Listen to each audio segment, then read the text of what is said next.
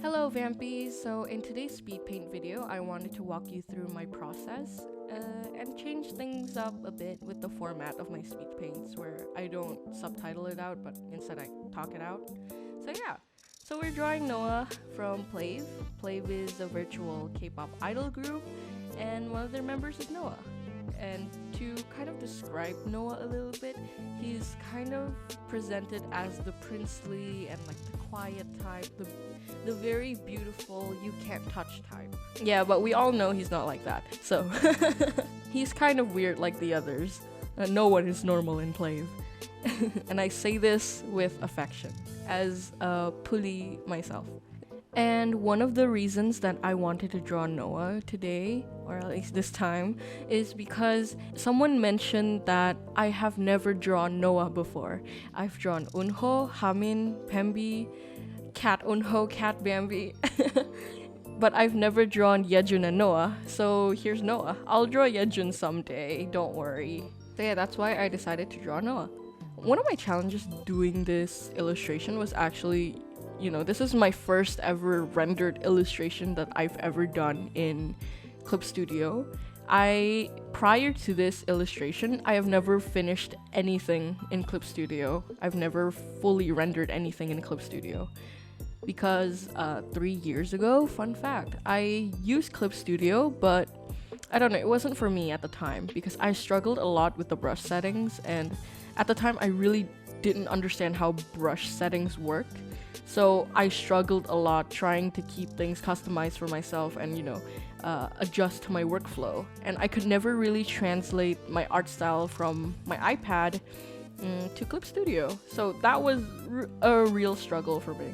That's why only recently I've been able to actually use Clip Studio is because I can actually adjust the brush settings, that I actually understand how to adjust brush settings after making my own brushes on Procreate.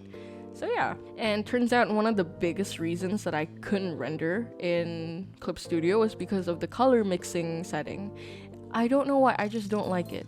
I guess it has to do with my workflow.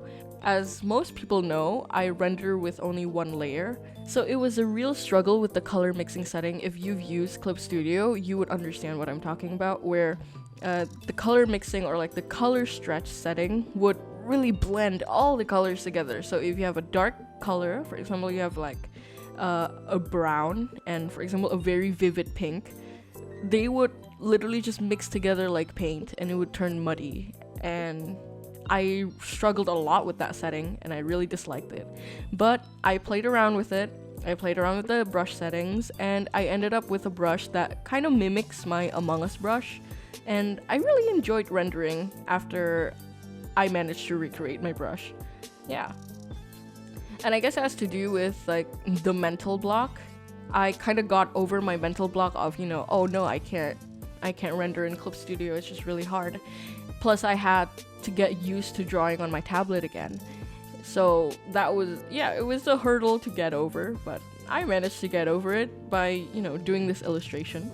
And again, this illustration is one of the first ever fully rendered illustration that I've ever done in Clip Studio, and it was a real challenge for me because again, I think with every program that you use or any program that you decide to use, there's always going to be a learning curve getting used to the user interface of the program.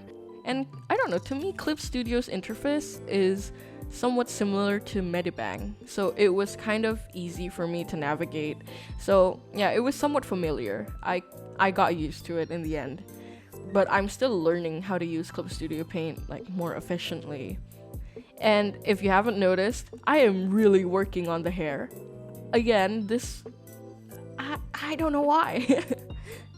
This was actually supposed to be a facial study because I feel like my facial expressions in my illustrations have been very, very blank and very boring, and I wanted to do something a little bit subtle. Like I'm still working on it, but here I guess you could see Noah's pouting a little bit because the concept that I had for this illustration was Noah in a field of grass and he's just chilling, but he's like also feeling pouty that day. He's like pondering about something.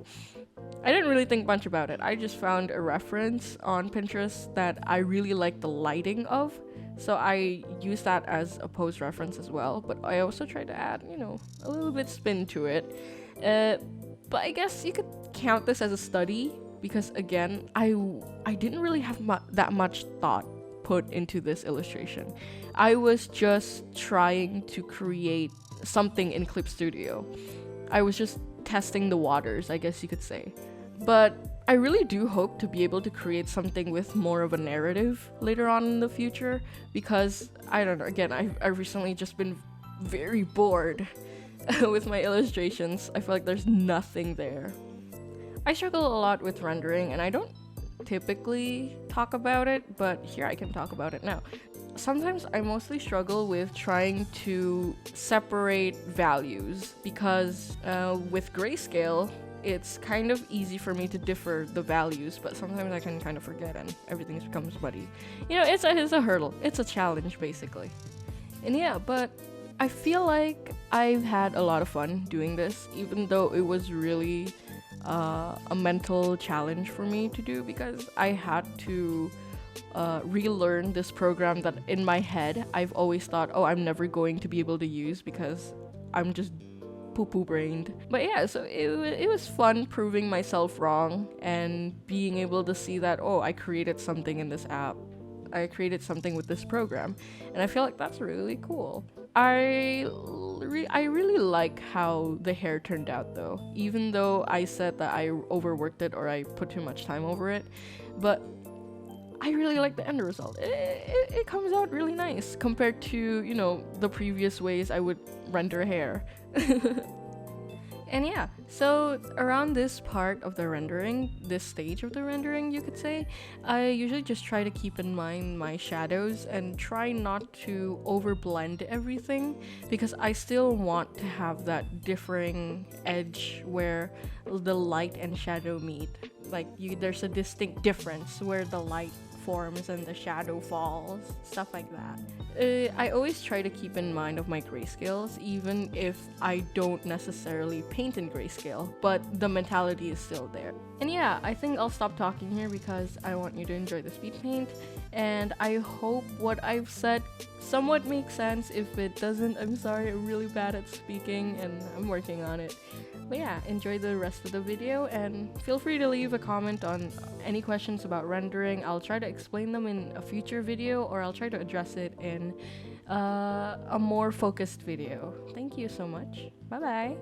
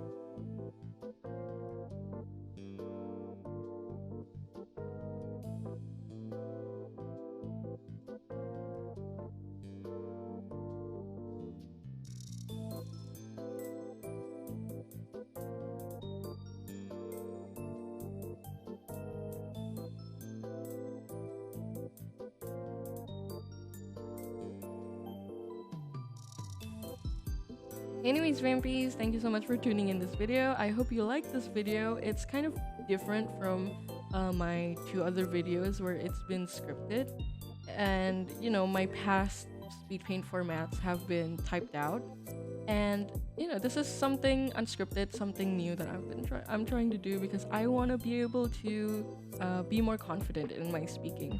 So yeah, I hope you've enjoyed. I hope you get something out of it. I hope you've learned more about my process, and I hope you've learned more about rendering. Lastly, thank you so much for watching. Don't forget to hydrate yourself, take a break if you need to, and keep drawing.